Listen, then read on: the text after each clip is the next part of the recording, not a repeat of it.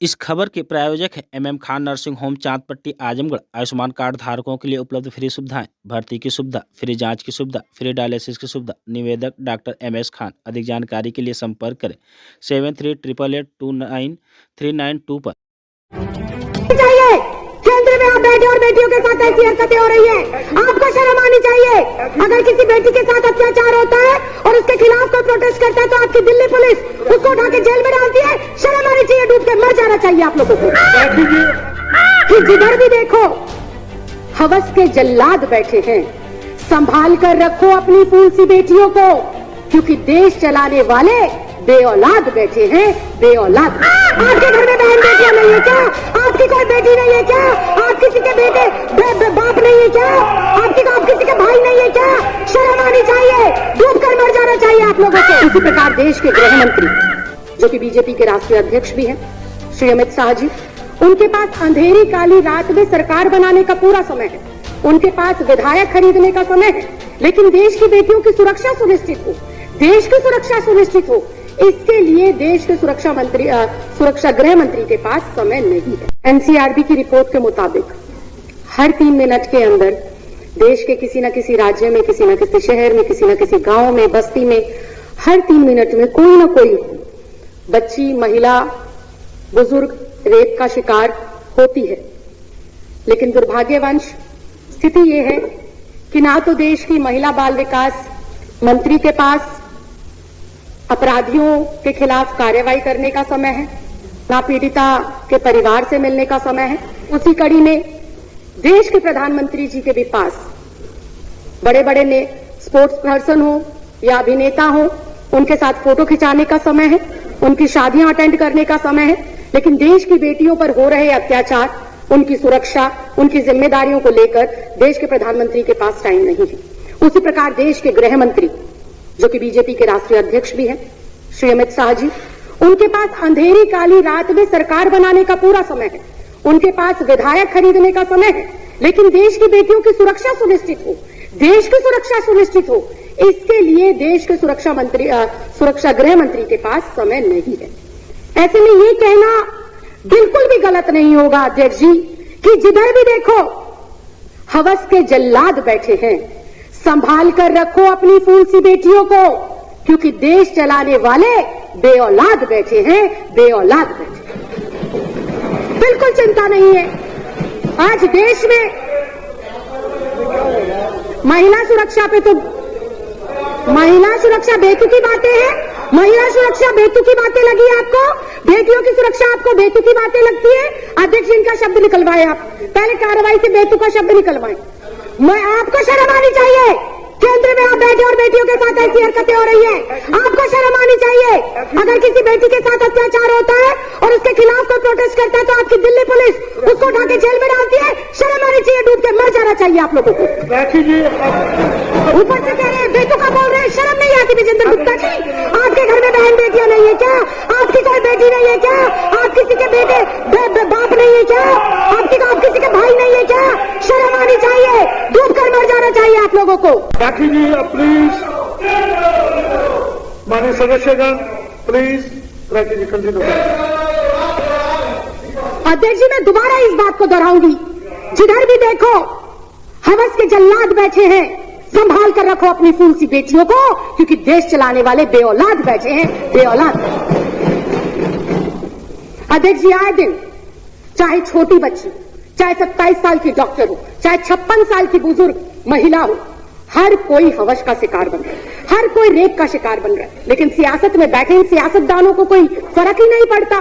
कोई फूल सी बच्ची को नोच ले, कोई युवा बेटी को जिंदा जला दे, कोई बुजुर्ग महिला को नोच डाले, लेकिन इन सियासतदानों को फर्क नहीं पड़ता। ऐसे में सवाल उठता है कि देश जा किस ओर रहा है? देश की ये 50% जो आबादी है, इसको सुरक्षा मिलेगी कैसे? ये बड़ा सवाल है। और अध्यक्ष जी, देश की इन बेटियों को, देश की इन महिलाओं को, देश की इस आधी आबादी को सुरक्षा जब मिलेगी जब केंद्र में बैठी हुई सरकार की मानसिकता बेटियों के सम्मान में हो, जब केंद्र में बैठी हुई सरकार की जो सोच है वो महिलाओं को सम्मान देने की हो। लेकिन आज अध्यक्ष जी, बड़े ही दुख के साथ कहना पड़ रहा है कि दुर्भाग्यवश देश के केंद्र में ऐसी सरकार बैठी है जो आए दिन महिलाओं पर हो रहे अत्याचार और कुकर्म में खुद लिप्त पाई जाती है। इसके मैं पुख्ता उदाहरण पेश करती हूं। आज इन सदन पटल के ऊपर उन्नाव रेप केस, आरोपी कुलदीप कुमार सेंगर, बीजेपी का विधायक, पहला उदाहरण।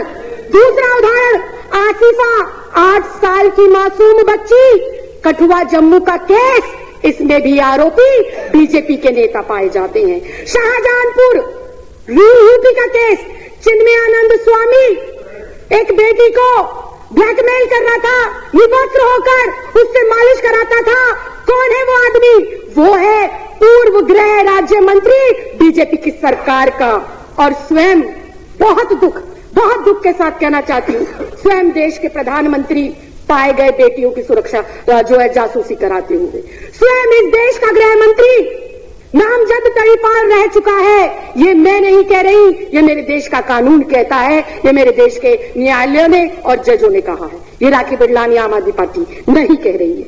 अध्यक्ष जी, ये इतना गंभीर मामला, देश की आधी आबादी आज बाहर निकलते हुए ये सोचती है कि मैं वापस आऊंगी या नहीं आऊंगी। आज हमारे माँ बाप, हमारे भाई बहन, हमारे रिश्तेदार जब मेरी जैसी बेटियां अपने काम पर पढ़ने के लिए, लिखने के लिए जाती हैं, तो पता नहीं होता कि किस परिस्थिति में वो बेटी वापस आएगी। कंक्लूड करिए। बिल्कुल अध्यक्ष जी, बुधवार 27 नवंबर की रात को दिल दहलाने वाला घटना हैदराबाद के अंदर हुआ।